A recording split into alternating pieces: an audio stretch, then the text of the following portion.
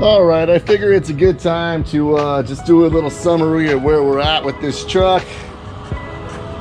So yeah, let's do that. Right now, the front's bagged-ish, right? Meaning it needs complete cleanup, some final welds on this side. I think we got an A-arm that we ran out of wire on. We got to weld up, but basically a finish weld.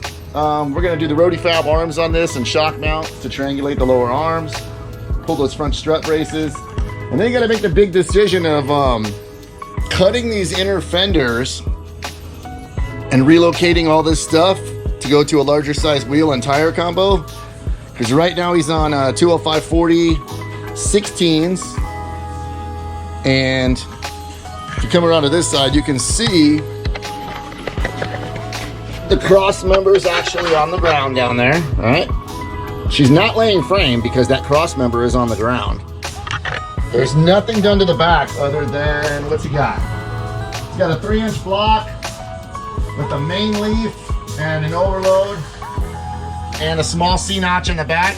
And you can see this is how much the tires are actually hitting. So it's not really setting on the fenders that greatly right now, as it is the ground stopping the truck from going lower. But if you wanted to run a larger tire or a larger diameter wheel, 17 and 18, something of that nature, you're definitely gonna have to get in here and get these cut out and start moving all this stuff. But we're gonna wait for the guy whose truck this is to make those kind of decisions. We'll be moving on to the back soon enough, but I'm waiting on him to bring this Rhode Fab kit over for the triangulating the lower links or the lower arms. Once he brings that over, we'll make our decisions on what's gonna happen with the front when he physically sees his truck, as far as, you know, cutting and moving all this stuff.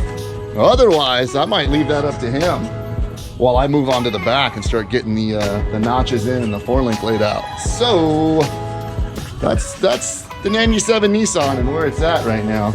Again, here you go, good luck. Without a fender, for all you guys saying like, hey, you need to take those fenders out of those hard bodies. Yeah, you do if you want to run a decent sized wheel, but you couldn't drive the truck at this point anyways. I will tell you that the cross member hits the ground before the tire hits the inner fender. That I watched happen. And then here's your little bit of tucked fender over here. I've got a few bolts in the fender, so that is about where it goes. You can see, like, it's about where that thing lines up. So not bad on a 16-inch wheel. Now, obviously, this will change a lot. The truck is on its own weight.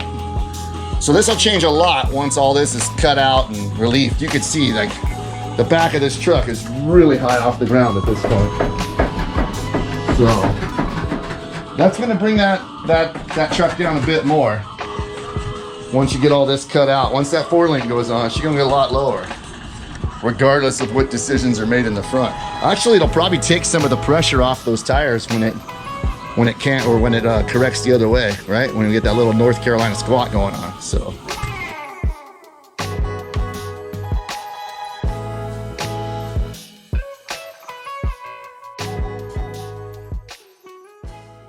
A little bit of welding.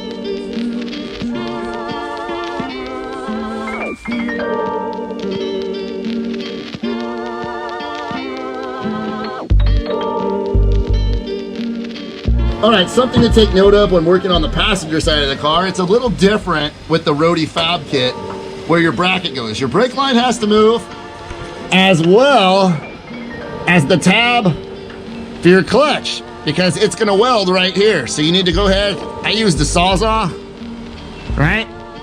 And just cut straight through that guy. We're just gonna move it out the way for now and clean this frame up. And then we'll go ahead and we'll weld this guy back on after our new Rhode Fab mount is in. So we're gonna go ahead and get this frame prepped, and you'll see how we relocate this and weld this all back together. But yeah, we're just gonna get it out the way for now.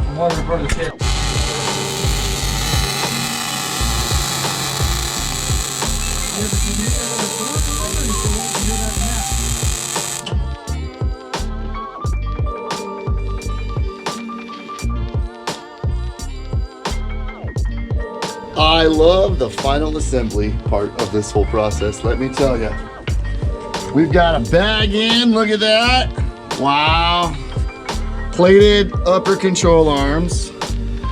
Plated lowers. With the Rhode Fab kit installed. With the shock mount.